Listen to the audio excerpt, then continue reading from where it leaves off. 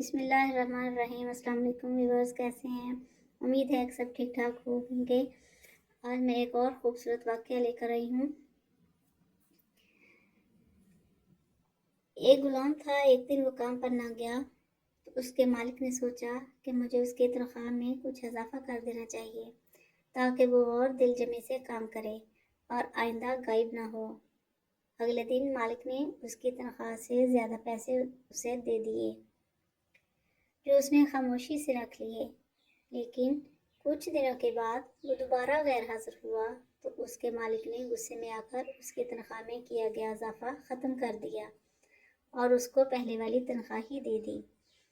غلام نے اب بھی خاموشی اختیار کی تو مالک نے کہا، جب میں نے اضافہ کیا تو تم خاموش رہے اور اب جب کمی کی تو پھر بھی خاموش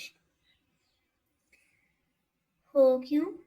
تب غلام نے جواب دیا، جب میں پہلے دن غیر حاضر تھا تو اس کی وجہ بچے کی پیدائش تھی اور آپ کی طرف سے تنخواہ میں اضافے کو میں نے وہ رزق خیال کیا جو وہ اپنے ساتھ لے کر آیا،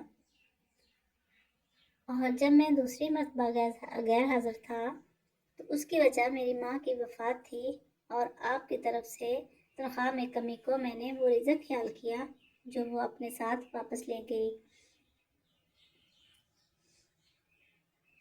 پھر میں اس رزق کی خاطر کیوں پریشان ہوں جس کا ذمہ خود اللہ تعالیٰ نے اٹھایا ہوا ہے۔